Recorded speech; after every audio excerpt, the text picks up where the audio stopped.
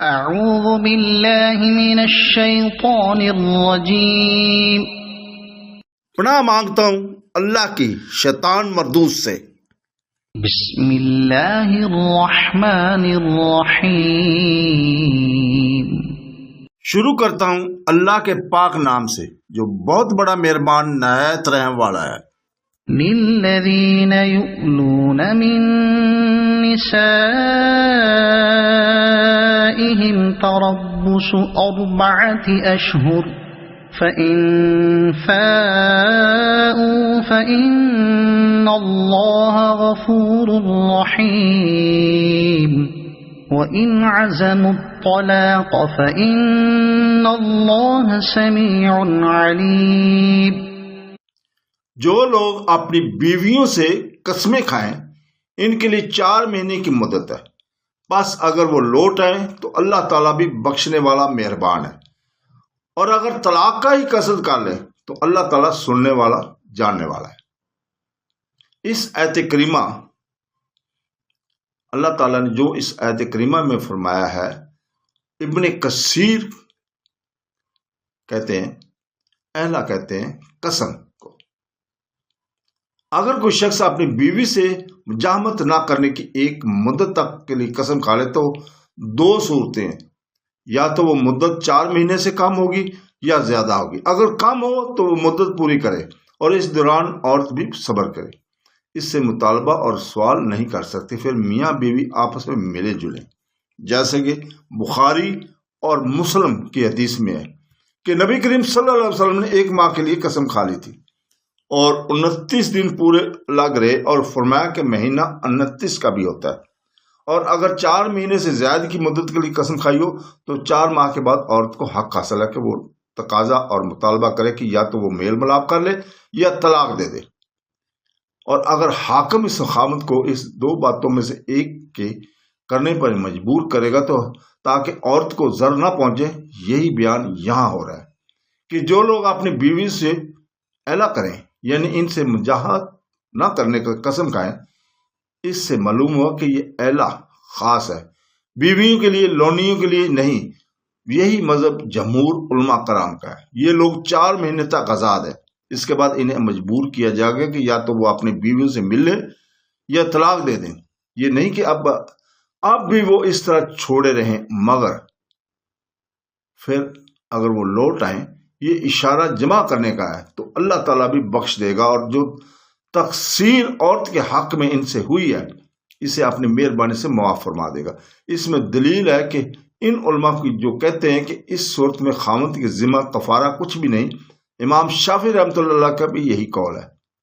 اس کی تائید اس حدیث سے بھی ہوتی ہے جو اگلی آیت کی تفسیر میں گزر چکی ہے کہ قسم کھانے والا اگر اپنی قسم کو توڑ ڈالنے میں نیکی دیکھتا ہو تو توڑ ڈالے، یہی اس کا کفارہ ہے۔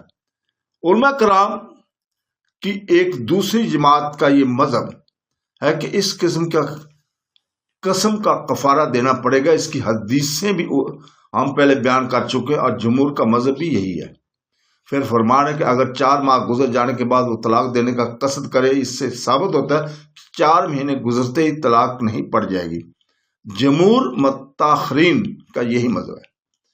وہ ایک دوسری جماعت میں بھی کہتی ہے کہ بلا جمع 4 ماہ گزرنے کے طلاق ہو جائے گی۔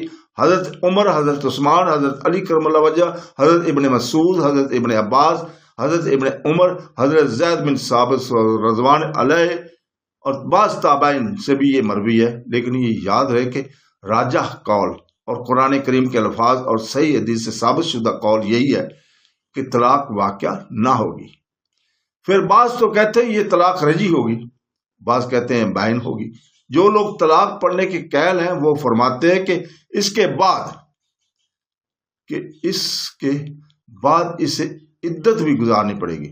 ہاں، ابن عباس اور ابو اشعث فرماتے ہیں کہ اگر ان 4 مہینوں میں اس عورت کو 3 حیض آ گئے تو اس پر عدت بھی نہیں۔ امام شافعی رحمۃ اللہ کا بھی یہی قول ہے، لیکن جمہور متاخرین علماء کا فرمان یہی ہے کہ اس مدت کے گزرتے ہی طلاق واقع نہ ہوگی، بلکہ اب اعلیٰ کرنے والے کو تنگ کیا جائے گا کہ یا تو وہ اپنی قسم کو توڑ دے یا طلاق دے۔ متع مالک میں حضرت عبداللہ بن عمر رضی اللہ تعالی عنہ سے یہی مروی ہے۔ صحیح بخاری میں بھی روایت ہے موجود ہے کہ امام شافعی اپنی سند سے حضرت سلمان بن یسار سے روایت کرتے ہیں کہ میں نے 10 سے اوپر صحابیوں سے سنا کہ وہ کہتے تھے کہ 4 ماہ کے بعد اعلیٰ کرنے والے کو کھڑا کیا جائے گا، پس کم سے کم یہ 13 صحابی ہو گئے۔ حضرت علی کرم اللہ وجہ سے بھی یہی مقبول ہے۔ حضرت شافعی رحمۃ اللہ علیہ فرماتے ہیں کہ یہی ہمارا مذہب ہے، اور یہی حضرت عمر، حضرت ابن عمر، حضرت عائشہ رضی اللہ تعالیٰ، حضرت عثمان بن زید بن ثابت اور 10 سے اوپر دوسرے صحابہ کرام سے بھی مروی ہے۔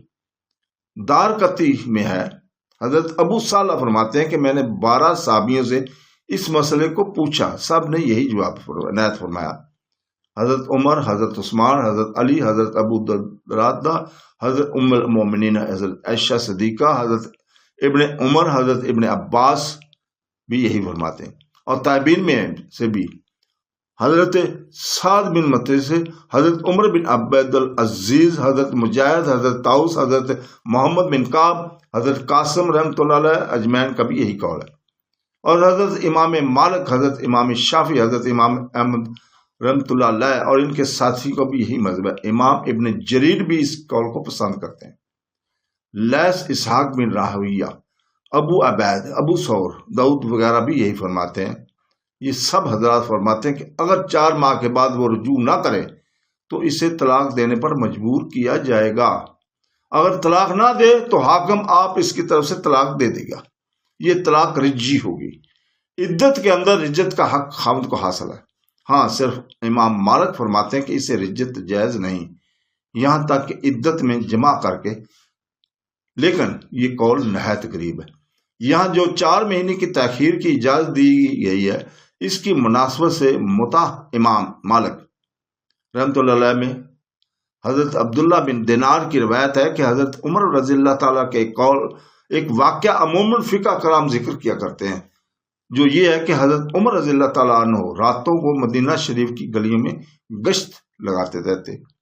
ایک رات کو نکلے تو آپ نے سنا کہ ایک عورت اپنے سفر میں گئے ہوئے خاوند کی یاد میں کچھ اشعار پڑھ رہی ہے، جن کا ترجمہ یہ ہے کہ افسوس ان کالی کالی اور لمبی راتوں میں میرا خاوند نہیں جس سے میں ہنسوں بولوں، قسم اللہ کی اگر اللہ کا خوف نہ ہوتا تو اس وقت اس پلنگ کے پائے حرکت میں ہوتے۔